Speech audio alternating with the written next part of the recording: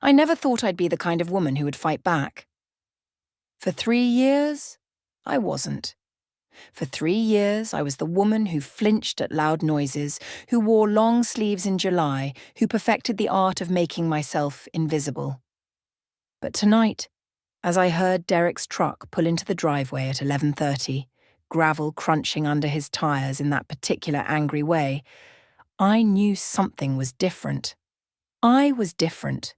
The front door slammed open.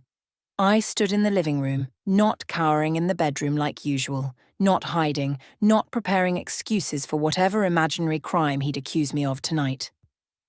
"Natalie." His voice boomed through the house, slurred and dangerous. The smell of whiskey hit me before he did, that familiar scent that used to make my stomach drop. He stumbled into the living room, his expensive suit wrinkled, his tie hanging loose.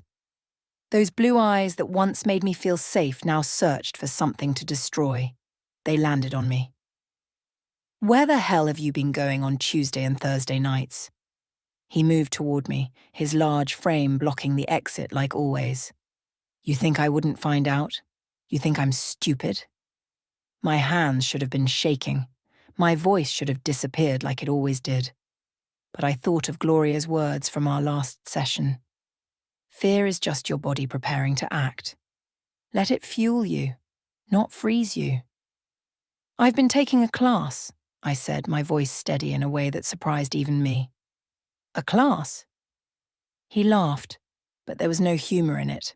"What kind of class, Natalie? Who have you been seeing?" He reached for my arm, that same grabbing motion he'd done 100 times before. His fingers closed around my wrist, squeezing hard enough to bruise. This was the moment he expected me to crumble, to apologize, to beg.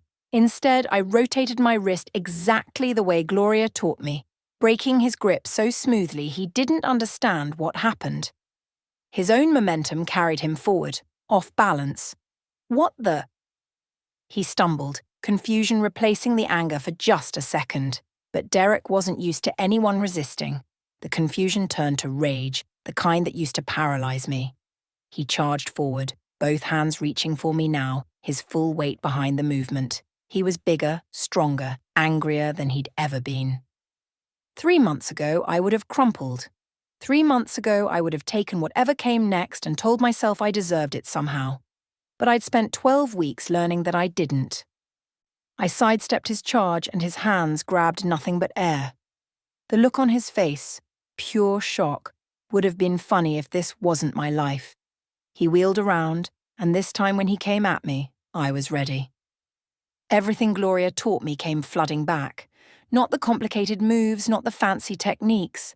The simple, effective ones. The ones that worked when adrenaline was screaming through your veins and your hands wanted to shake. Derek swung at me, wild and uncontrolled. I blocked his arm and struck the vulnerable points Gloria had made us practice over and over. Solar plexus, throat, knee, not to hurt permanently, but to stop. He gasped, doubling over, and for the first time in 3 years, Derek looked up at me from the floor. Really looked at me. Not as his wife, not as his property, but as someone who could hurt him back. "Natalie, how did you—" I stood over him, breathing hard, my body remembering every bruise he'd given me, every night I'd cried myself to sleep, every morning I'd covered injuries with makeup and lies. "A self-defense class," I said quietly. "That's where I've been going. Learning how to stop you." He tried to get up and I stepped back into a defensive stance. He saw it and stopped, something like fear crossing his face. You can't do this to me. I'm your husband." "You were supposed to be my husband. Husbands don't do what you've done to me." Let me take you back to where this started. Not tonight, but 3 months ago, when I was still the woman who believed she deserved the nightmare her life had become. It was a Tuesday afternoon, and I was at Henderson's Market, on 5th Street, the one with the dim fluorescent lights that flickered over the produce section. I was standing in the beer aisle, carefully selecting Derek's preferred brand. Not the cheap stuff that might insult him, not the expensive imported bottles that might make him think I was wasting his money. Just right. Everything in my life had to be just right, or I'd pay for it. My cart was full of his favourite foods, dinner ingredients that wouldn't upset his stomach, snacks for his poker night. Nothing for me. I'd stopped buying things for myself somewhere in year 2. It was easier that way. I reached for the last six-pack of his brand when someone bumped into my cart from behind. Oh my God, I'm so sorry, I wasn't watching where I was. Natalie? I froze. That voice. I knew that voice from another lifetime. From college dorm rooms and late-night study sessions and a version of myself I barely remembered. Beth? Beth Chen stood there in her nurse's scrubs, her black hair pulled back in that same practical ponytail she'd worn since freshman year. But her expression wasn't happy to see an old friend. It was something else entirely. Horror, maybe. Or recognition of something she'd been trying not to see. Her eyes travelled over me, taking inventory. The long sleeves on an 80-degree day, the way I angled my body away from her, protecting my ribs. The makeup that was just a little too heavy on one side of my face, covering a fading yellow-green that used to be purple. "Natalie, are you—" she started. But then her professional mask slipped into place. We were in public, in the beer aisle of Henderson's Market, where anyone could see, could hear, could report back to Derek. "I'm fine," I said automatically, the lie I'd perfected. "Just clumsy. You know me." But Beth worked at County General Hospital. Beth had seen me in the emergency room 3 times this year. "Clumsy," Beth repeated, and something in her voice made me look up. She wasn't buying it. Not anymore. "Natalie, I need to tell you something." But before she could continue, I felt him. That presence that made my spine stiffen, that shifted the air in the room. Derek's hand landed on my shoulder, possessive and heavy. "There you are, honey. I was looking for you." His voice was warm, charming, the one he used for other people.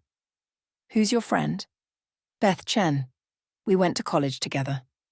Beth's smile was polite, but her eyes were sharp, taking in how Derek's fingers pressed just a little too hard into my shoulder. "I work at County General." "Ah, the hospital. Good to know Natalie's in such capable hands when she has her little accidents." Derek's laugh was easy, practiced. "She's always been clumsy. Runs into doors, trips over her own feet." Beth's jaw tightened, but she nodded. "Yes, I've noticed." The conversation lasted another minute, surface-level pleasantries that meant nothing. But as Derek steered me toward the checkout, Beth called out, "Natalie, wait. You dropped something." I turned back. There was nothing on the floor. But Beth pressed a folded piece of paper into my hand, her fingers squeezing mine briefly. "Take care of yourself," she said, and the way she said it made my throat tight. Derek didn't notice the paper. He was too busy loading groceries onto the conveyor belt, chatting with the cashier about the upcoming football season. I slipped the paper into my pocket and didn't breathe normally until we were home. That night, Derek had 3 beers with dinner. 4 was when things got bad, so 3 meant I was safe. He fell asleep on the couch watching television, snoring loudly, one hand dangling toward the floor. I locked myself in the bathroom and unfolded Beth's note. The paper was a flyer, printed on bright yellow cardstock. "Defend her self-defense studio," in bold letters across the top. Below that, class times. Tuesdays and Thursdays, 7 to 9 p.m. Free for domestic violence survivors. Confidential. No questions asked. At the bottom, in Beth's handwriting, "You don't have to live like this. I can't watch you disappear. Please. B." I stared at that flyer for 20 minutes, sitting on the closed toilet lid, my hands trembling, Tuesday and Thursday evenings. Derek had poker night every Tuesday and Thursday at his colleague Frank's house. 4 hours. 4 hours where he wouldn't notice I was gone. But the fear was overwhelming. What if he found out? What if someone saw me? What if? I folded the flyer and hid it inside my box of tampons, the one place Derek would never look. For 2 weeks, I couldn't bring myself to go. Every Tuesday and Thursday, I'd watch Derek leave for poker night, and I'd sit on the couch with that flyer burning a hole in my pocket, imagining what might happen if I were brave enough. On the third Tuesday, something changed. Derek came home early from work, angry about a deal that fell through. He wasn't drunk, which somehow made it worse. Drunk Derek was unpredictable. Sober, angry Derek was calculated. He grabbed my wrist for some imagined offence. I'd put his coffee mug in the wrong cabinet, and twisted it until I heard something pop. I spent 20 minutes in the bathroom running cold water over the swelling, biting my lip to keep from crying loud enough for him to hear. When I came out, he was calm again, apologetic in that way that meant nothing. "You know I love you, right? You just make me so crazy sometimes, Natalie. Why do you make me do these things?" That night after he left for poker, I got in my car. My wrist throbbed as I gripped the steering wheel. The Defender studio was in an old warehouse building downtown, the kind of area that gentrified students called up and coming and everyone else called rough. I almost turned back 3 times. The studio was on the 2nd floor. I could hear voices as I climbed the stairs, women's voices, some laughing. How could they laugh in a place like this?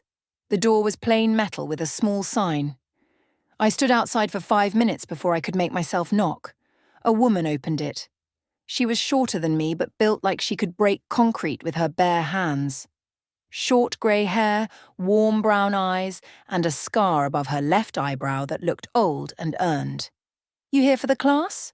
Her voice was kind but direct. I nodded, not trusting my voice. "I'm Gloria Martinez. This your first time?" Another nod. "You'll do fine. Come on in. We don't use names unless you want to. We don't ask questions unless you want to answer them. We just teach you how to protect yourself. Sound good?" The studio was bigger than it looked from outside. Mats covered most of the floor. 7 other women were scattered around, ranging from college age to a woman who might have been 70. All of them had the same look in their eyes, the look I saw in my mirror every morning. "All right, everyone, we've got someone new tonight," Gloria's voice carried across the space. "Let's start with basics. Remember, the first thing we're fighting isn't an attacker. It's the freeze response. Your brain wants to shut down when you're scared. We're going to teach it a new reaction." For the next 2 hours, I learned things I'd never imagined. How to break a wrist grab, where to strike to make someone let go, how to use an attacker's size and momentum against them. But more than that, I learned I wasn't alone. During water break, a woman about my age sat next to me.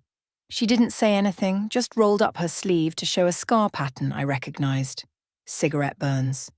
6 months of training, she said quietly. Last week he tried again. I walked away. He didn't. I drove home that first night with my muscles aching and something else stirring inside me, something I thought Derek had killed years ago. Hope, maybe. Or just the tiniest spark of anger that I'd let myself become this person. For the next 2.5 months, I lived 2 lives. The first life was the one Derek saw. The obedient wife who had dinner ready at 6, who laughed at his jokes, who never questioned when he needed to work late or when money disappeared from our account. The wife who wore turtlenecks and long sleeves and smiled when his mother called to tell me how lucky I was to have such a successful husband. The second life happened every Tuesday and Thursday between 7 and 9 p.m. I told Derek I'd joined a book club at the library. He barely looked up from his phone when I mentioned it. "Just be home before I am," he'd said. "And don't waste money on books. You've got plenty you haven't read." Those Tuesday and Thursday nights became everything. Gloria worked us hard, harder than I'd ever worked at anything. She taught us that self-defense wasn't about matching strength with strength. It was about precision, timing, and understanding that someone bigger than you had more vulnerabilities, not fewer. "A man twice your size has twice the momentum to redirect," she'd say, demonstrating how to use an attacker's own weight against them, and twice the distance to fall when you sweep his legs. We practiced scenarios. Someone grabbing you from behind, someone pinning you against a wall, someone reaching for your throat, over and over until our bodies stopped freezing and started reacting. I learned which parts of the human body broke easily: the throat, the knee, the instep, The nose. Places you could strike that would stop someone without permanently damaging them, though Gloria made it clear we shouldn't worry too much about permanent if it meant survival. Your safety matters more than his comfort, she'd say. Remember that. But it wasn't just physical training. Gloria talked to us about the psychology of abuse, about trauma responses, about why our brains shut down when we needed them most. She explained how abusers condition their victims, breaking them down systematically until fighting back seems impossible. They make you believe you're weak, Gloria said during one session, her eyes intense. They make you believe you deserve it. They make you believe no one will help you. Every single one of those beliefs is a lie. One Thursday night, after an especially brutal training session, Gloria pulled me aside. "You're getting good," she said. "Strong.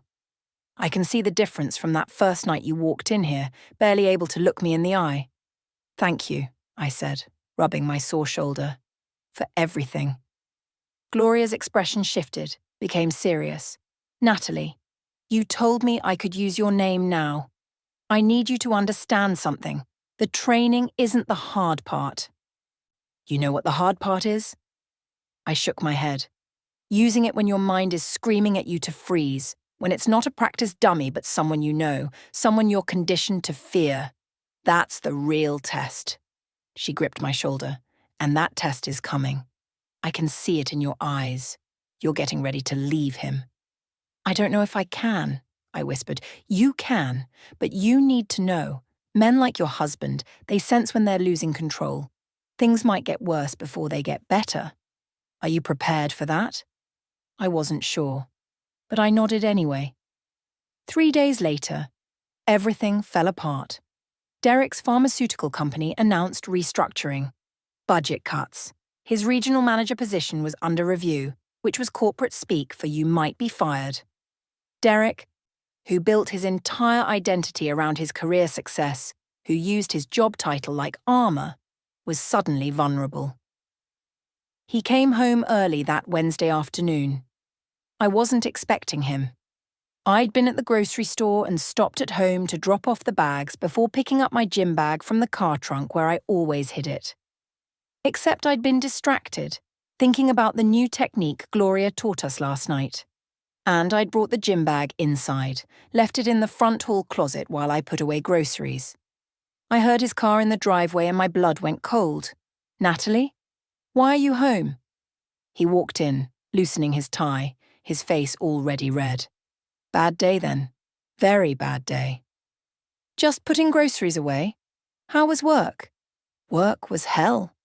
He threw his briefcase on the couch. "I need a drink." I moved toward the kitchen, but he stopped me. "What's this?" He was standing by the closet, the door open, my gym bag in his hand. Time slowed down. I watched him unzip it, watched him pull out the hand wraps, the training gloves, Gloria's business card that I'd kept because it had the emergency hotline number on the back. "Defend Her Self-Defense Studio." He read the card slowly, his voice getting quieter, which was always more dangerous than yelling. "What is this, Natalie? I can explain. You've been lying to me. There's no book club." He stepped toward me. "Where have you been going? Who have you been seeing? It's not like that. It's just a class." "A class?" He laughed, but there was no humor in it. "A self-defense class. Why would my wife need self-defense?" His voice rose. "Unless she's planning something. Unless she's been talking to people. Telling lies about me." "Derek, please, who have you been seeing?" He grabbed my arm, his grip bruising. "Answer me." "I haven't been seeing anyone. It's just exercise. Just women learning." "Learning what? How to fight back against their husbands? How to ruin their families?" He yanked me closer. "You think you're smart? You think you can sneak around behind my back?" That night was the worst I'd ever seen him. Not just violent, but methodical. He smashed my phone against the wall, went through my purse, my wallet, taking my credit cards, found my car keys and pocketed them. "You're not leaving this house alone again," Derek said, his voice cold and controlled in that way that terrified me more than shouting. "Ever! Do you understand me?" I nodded, tasting blood from where I'd bitten my lip. "I'm cancelling poker night." I'm going to be right here every single night, making sure you're exactly where you're supposed to be. He grabbed my chin, forcing me to look at him. You brought this on yourself, Natalie. I trusted you, and you betrayed that trust. The next 2 weeks were a nightmare I'd never imagined possible. Derek quit poker night, quit his evening work meetings. He was always there, always watching. I couldn't go to the grocery store alone, couldn't check the mail, couldn't even sit in the backyard without him appearing at the window. He moved his laptop to the kitchen table so he could watch me cook, insisted I keep the bathroom door cracked when I showered, started sleeping with one arm draped over me at night like a chain.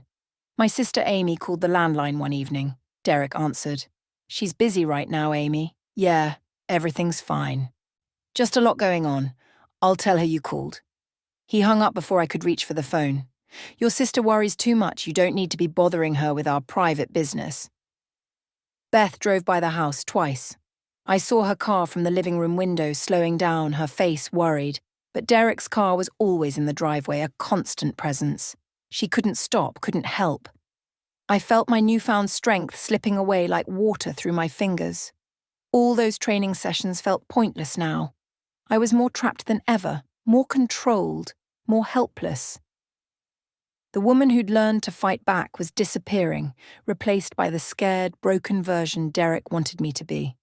I stopped eating properly. Food tasted like ash.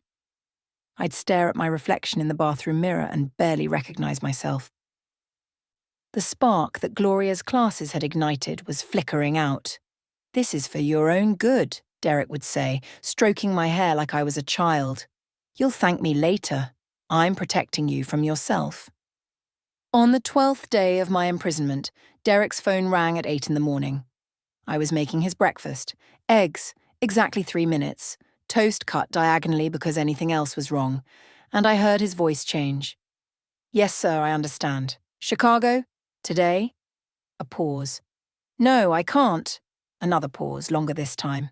Yes, sir, I'll be on the 2 o'clock flight. He came into the kitchen, his face tight. That was Harrison, emergency regional meeting in Chicago. All managers required, no exceptions. Overnight trip. Something flickered in my chest. Hope? Terror? I couldn't tell any more. I'll be fine, I said quickly. You should go. Derek stared at me for a long moment. Then he went upstairs. I heard drawers opening, closing. When he came back down with his overnight bag, he had my car keys in his hand. These stay with me? He pocketed them. Then he went to my purse, took my credit cards, found my laptop in the bedroom and locked it in his car trunk. Mrs. Henderson next door will be checking on you. I've already called her. If you're not here when she comes by, if anything seems off, she's going to let me know immediately. Derek, I'm not going anywhere. That's right. You're not. He leaned close, his breath hot on my face. And when I get back tomorrow night, we're going to have a serious talk about your future. About whether you can be trusted. About whether this marriage can even continue if you're going to keep lying to me. The threat hung in the air between us. Then he kissed my forehead, gentle and horrible, and walked out the door. I stood in the empty house listening to his car pull away, and something inside me broke open. Not in a bad way. In the way a dam breaks when the pressure becomes too much. I couldn't live like this anymore. Either I acted now or I never would. There would be no second chance. I searched the house frantically, found an old flip phone I'd hidden years ago, back when Derek first started getting controlling, before it got really bad, before I learned to hide everything that mattered. The battery was almost dead, but it had enough charge for one call. My hands shook as I dialed Gloria's number, the one I'd memorized because Derek checked my phone constantly. Hello? Gloria's voice, worried, cautious. It's Natalie. My voice cracked. I need help. Thank God. Beth called me 3 weeks ago. We've been trying to figure out how to reach you. Are you safe right now?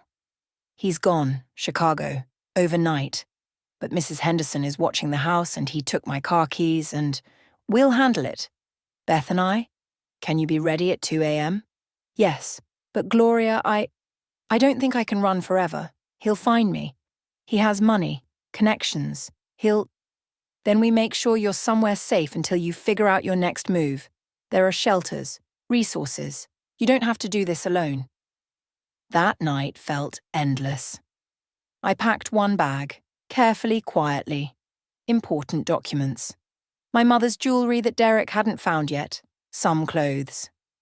My phone might be smashed, but I had the SIM card tucked in my wallet. At exactly 2 a.m, I heard a soft knock. Beth was at the back door with bolt cutters for the locked gate Derek had installed last year. We moved quickly, silently. Mrs. Henderson's house was dark. Her son's bedroom window glowed blue from his computer, but he was wearing headphones, focused on his game. We almost made it. I was sliding into Beth's passenger seat when my old flip phone rang. Derek's number. My blood froze. "Don't answer it," Beth whispered. But the phone kept ringing. Then it stopped, then started again. A text came through. "Mrs. Henderson's son saw you. I'm coming home. You better be there when I arrive." Beth's hands tightened on the steering wheel. "We need to go. Right now." But I was already opening the car door. "No, drive away, Beth. Now." "Natalie, are you insane? He's coming back." "I know." Something had shifted inside me during those 2 weeks of captivity. Something hard and clear and absolutely certain. I can't run forever. He'll find me, track me down, make my life hell even if I get away. I need to face him, one last time. On my terms. "That's exactly what gets women killed." Beth grabbed my arm. "Gloria would tell you the same thing. You don't confront them. You get safe, you get help, I spent 3 years being afraid of him. 2 weeks as his prisoner. If I run now, I'll spend the rest of my life looking over my shoulder." I met her eyes. He needs to understand that I'm not his anymore. That there are consequences, that he can't do this to another woman. Beth stared at me for a long moment. Then she pulled something from her glove compartment. Her phone. "I'm parking down the street. The second things get physical, I'm calling 911, and Natalie, don't you dare die on me." I walked back to the house, my gym bag over my shoulder. Let myself in through the front door. The house was quiet, waiting. I stood in the living room and waited too. 43 minutes later, I heard his truck. Gravel spraying, engine roaring. He'd driven like a maniac from wherever he'd been. The front door exploded open. "Natalie!" I stood there, gym bag at my feet, hands steady for the first time in 3 years. "I'm here!" Derek thundered down the stairs, his face purple with rage. "You tried to leave. You tried to sneak out like a thief in the night after everything I've done for you." "Everything you've done to me," I corrected quietly. That stopped him for a second. Then the rage came back, doubled. "You ungrateful, I gave you everything, a home, money, security, and this is how you repay me. You gave me bruises, broken bones, 3 years of terror. I gave you discipline when you needed it." He moved toward me. "You made me do those things, but I'm done being patient. I'm done being nice." He charged at me with more violence than I'd ever seen from him. But my body didn't freeze. Every Tuesday and Thursday night, every drill, every scenario Gloria made us practice, it all came flooding back.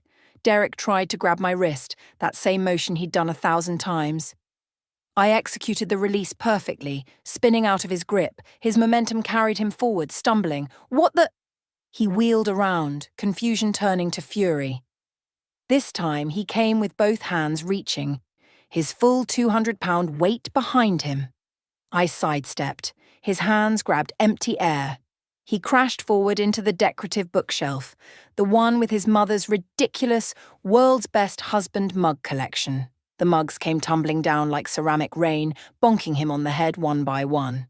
The largest one, World's Nakan One Hubby, in gaudy gold letters, landed directly on his skull and stuck there like a hat.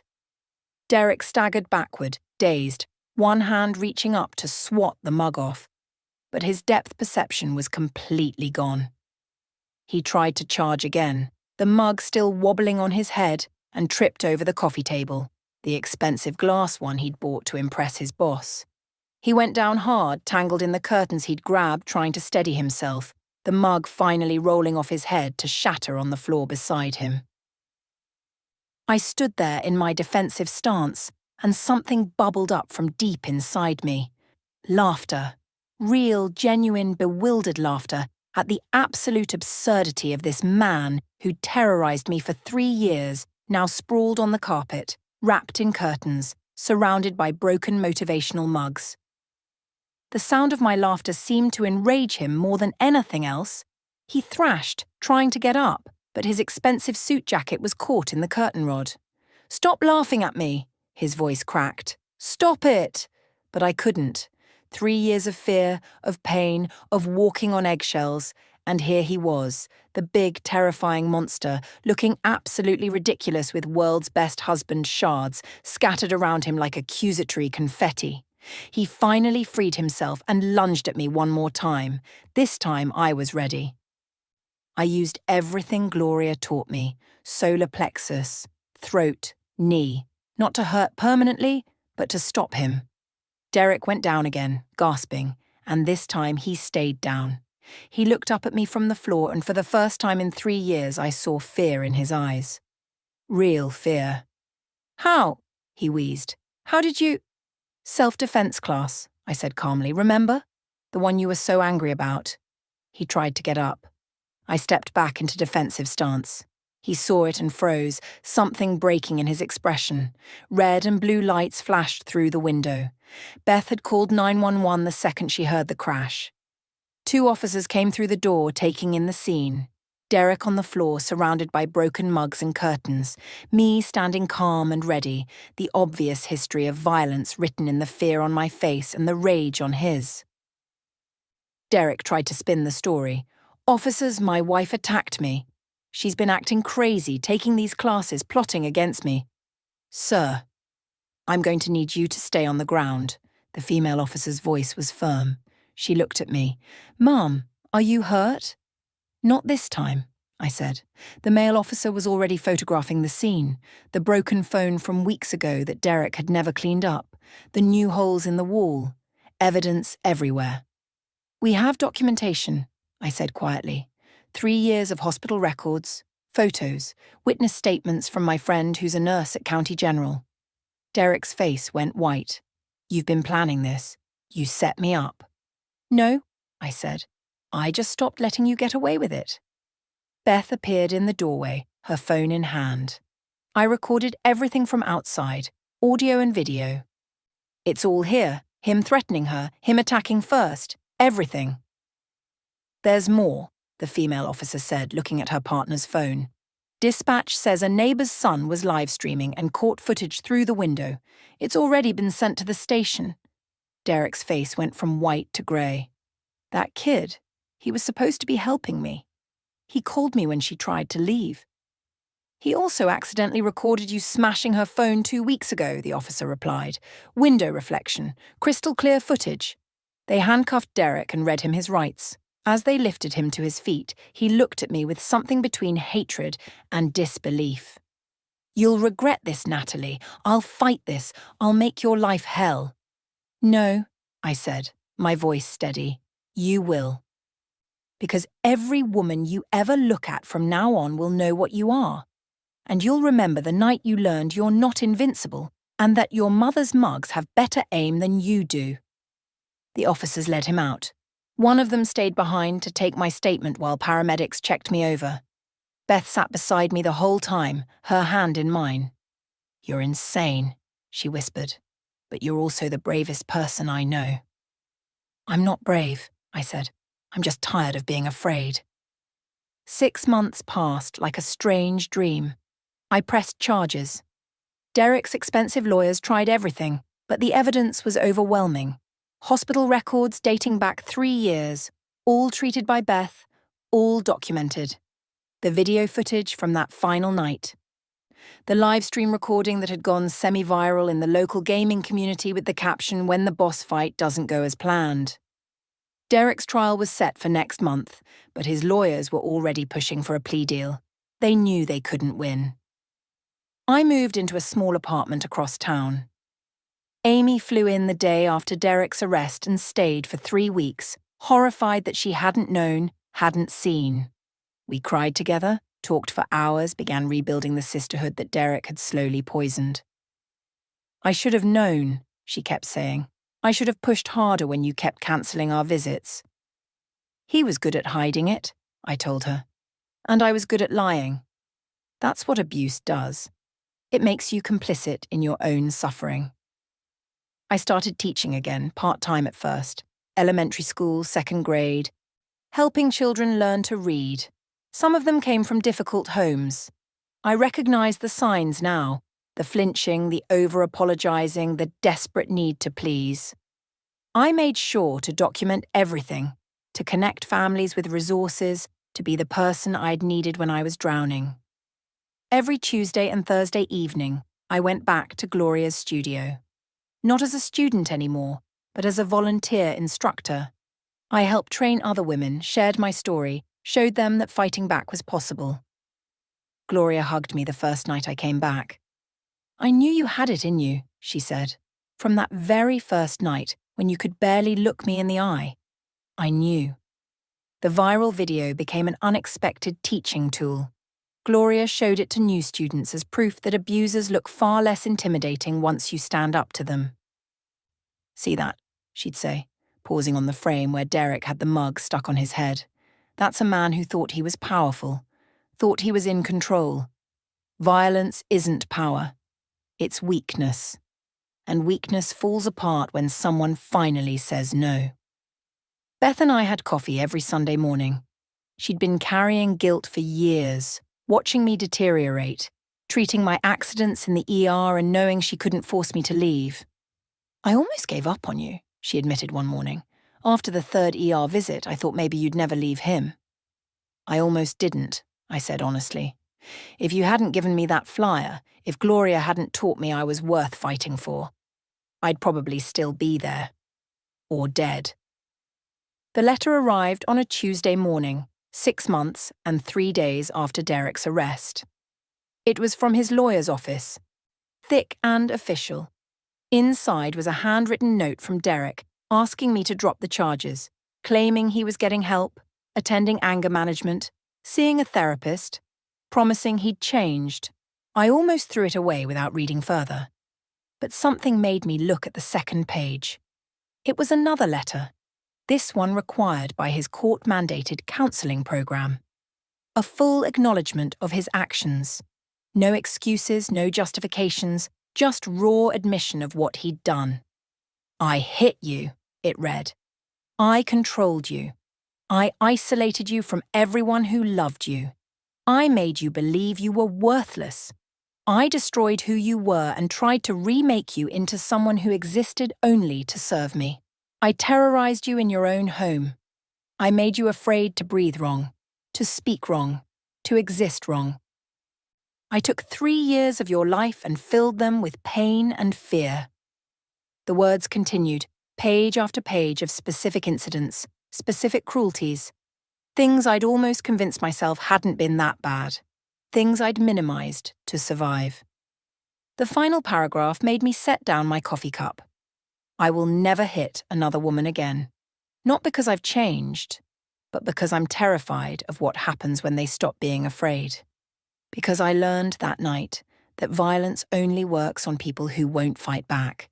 And because every time I close my eyes, I see you standing over me, not with hatred, but with something worse. Pity. You pitied me.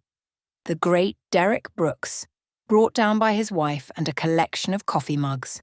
I will carry that humiliation for the rest of my life. And maybe that's exactly what I deserve. I put both letters in my evidence folder. Then I drove to the courthouse for the pre-trial hearing. The courthouse steps seemed impossibly tall as I approached. Derek's family was there. His mother, his brother, his cousin who was some kind of lawyer. They glared at me like I was the villain in this story. But I wasn't alone. Gloria stood to my left, solid as a wall. Beth to my right, her nurse's badge still clipped to her scrub top from her morning shift. Amy behind me, one hand on my shoulder. We climbed those steps together. Inside, Derek sat at the defendant's table in an orange jumpsuit. He'd lost weight, looked smaller somehow. When he saw me, something flickered across his face. Shame, maybe, or just the memory of that night when everything changed. His lawyer approached me before we entered the courtroom. "Mrs. Brooks, my client would like to discuss a plea agreement. He's willing to plead guilty to assault charges in exchange for a reduced sentence, but he's asking, respectfully, if you might consider a recommendation for leniency." I looked past the lawyer to where Derek sat, his shoulders hunched, his hands cuffed in his lap. "No," I said clearly. "No leniency. He gets whatever the law says he deserves. Not a day less." The hearing lasted 40 minutes. Derek pleaded guilty to 3 counts of domestic assault. Sentencing was set for 6 weeks from now, likely 18 months in prison, plus probation, plus mandatory counselling, plus a permanent restraining order. As they led him away, Derek looked back at me one more time. He opened his mouth like he wanted to say something, then closed it. There was nothing left to say. Outside the courthouse, Gloria put her arm around my shoulders. "How do you feel?" "Free," I said. And I meant it. 1 year later, I stood in Defend Her studio teaching an evening class. 15 women, all ages, all with stories written in their careful movements and downcast eyes. "My name is Natalie," I said, "and I'm going to teach you something important tonight. Not just how to throw a punch or break a grip. I'm going to teach you that you're worth defending, that you deserve to take up space. That fear is not a life sentence." I still kept one of those world's best husband mugs, not in some prominent place, but in the back of my kitchen cabinet. A reminder that sometimes the universe has a sense of humour, that bullies look ridiculous when they fall, that the things we're most afraid of are often less powerful than they seem. Derek was released after 14 months with time served. I heard through Beth that he moved 2 states away, worked construction, attended his mandated therapy sessions. His mother still sent me hate mail occasionally, which I forwarded directly to my lawyer. I never saw him again, and that was exactly how I wanted it. Amy visited every few months. We'd grown closer through crisis the way sisters sometimes do. She started a blog series about domestic violence that went viral, raising awareness and funds for shelters. She never used my name, but I recognized our story in every word. Beth and I remained close. She'd started working with the hospital's domestic violence advocacy program, training staff to recognize signs of abuse and connect victims with resources. "You changed my life too," she told me once. "Watching you find your strength, it reminded me why I became a nurse, to help people, to see them through their worst moments and out the other side."